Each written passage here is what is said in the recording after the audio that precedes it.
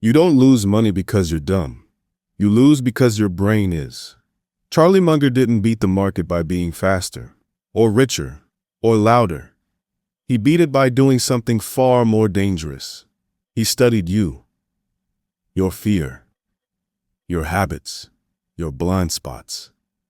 Then he turned your worst instincts into his biggest advantage. And what a lot of us need, including the one speaking, is what I needed to get ahead was to compete against idiots. And luckily, there's a large supply. This isn't a finance story. It's a psych heist, pulled off in plain sight. For 50 years, silently, Charlie Munger wasn't your typical Wall Street killer. Born in the Great Depression, dropped out of college, served in World War II, became a lawyer, not a banker. No finance degree, no flashy portfolio, no stock-picking bravado. He met Warren Buffett in the 1950s. Buffett was the numbers guy, a disciple of Ben Graham, obsessed with balance sheets, margins, book value. But Munger? He wasn't obsessed with numbers. He was obsessed with mental leverage. If economics isn't behavioral, I don't know what the hell is. He believed most people didn't fail because they lacked information. They failed because they misunderstood themselves. Where others chased the next hot stock, Munger chased psychological clarity. And that made him lethal, because no one saw it coming. Warren, if people weren't so often wrong, we wouldn't be so rich. The most dangerous weapons? They didn't explode. They persuaded. Charlie Munger didn't study charts. He studied failure. Hours. He watched people lose money the same way, over and over. Not because of bad math, but because of bad instincts. We think we're rational. We're not. We're animals in business suits, chasing dopamine and dodging fear. So Munger built a list, not of stocks, but of psychological traps. 25 cognitive biases, mental glitches that make smart people act stupid. He didn't just name them, he weaponized them. Anchoring. See a stock at 100 once, and 60 feels like a deal, even if it's crashing to 20. Social proof. If everyone's buying it, it must be safe, even if it's a house of cards. Confirmation bias. You want something to be true, so you ignore every sign that it's not. These weren't theories, they were flaws in the machine, and everyone had them hardwired into their heads. Charlie saw what others missed. The market isn't a math problem, it's a battlefield, and the enemy is your brain. And then organize your patterns of thinking and development so you don't stumble into those stupidities. But instead of avoiding these flaws, Munger flipped the script. He used them to build an edge no one could see. He pulled ideas from psychology to understand behavior, biology to model survival, history to see patterns, physics to predict systems. He called it a latticework of mental models, a multi-dimensional toolkit for decision-making. Most investors brought a calculator. Munger brought an arsenal.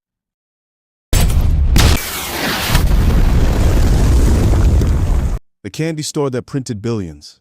They said it was just candy. But behind the counter, $1 billion psychological trap. In 1972, they bought See Candies for $25 million. A small West Coast chocolate company. Zero tech, zero growth, zero Wall Street interest. But Munger didn't care, because he wasn't betting on chocolate, he was betting on psychology. What he saw was a perfect storm of human flaws. Liking bias. Customers didn't just like C's, they loved it. Childhood memories, family rituals, holiday emotions, consistency bias. Grandma bought it every Christmas, so you did too, every year, without fail. Scarcity and anchoring. Raise the price a little each year. Nobody notices. Nobody stops buying. And it worked. They nudged prices. Profits soared. Sales held steady. Because Munger wasn't just selling candy. He was selling tradition, comfort, emotion, identity. C's became a psychological monopoly and a cash machine. They copied the playbook with Coca-Cola, habit in a bottle, Gillette, addiction via routine, Costco, loyalty by sunk cost and scarcity. Each one a human glitch, monetized. Long term, I would expect Coke to continue to gain versus Pepsi. Munger didn't invest in companies. He invested in how your brain reacts to them. And he kept doing it, silently, relentlessly, brilliantly. No, the standard human condition is a lot of miscognition. So you take advantage of other people, You can improve your own life by eliminating your miscognitions. Wall Street watches but doesn't understand. The wins stacked up, but the credit didn't. People called Munger Buffett's sidekick, an old-school thinker, a candy man. They didn't get it.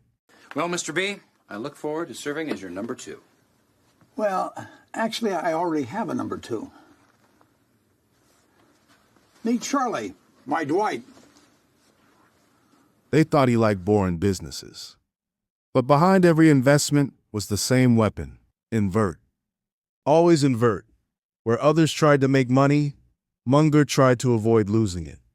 Where others chased complexity, he chased clarity. No AI, no models, no noise. Just pure mental structure. And while others zigzagged through chaos, Charlie kept walking straight. Because he wasn't playing their game. He'd already rewritten the rules. The quiet rewiring of capitalism. Munger never sold a course, never ran a podcast, never chased fame, but he quietly reprogrammed the smartest people in the room. Investors started thinking in models. CEOs started quoting cognitive bias. Students started building mental toolkits. He turned clear thinking into a competitive edge. He made patience profitable. He made psychology practical. The legacy isn't the billions, it's the mental operating system he left behind. Munger didn't just change how people invest. He changed how people think. And that might be more valuable than any portfolio. Charlie Munger hacked the brain. But there was one man, buried in the footnotes of Wall Street's history, who planted the original seed. A man who taught Charlie how to see value where others saw noise. His name, Benjamin Graham.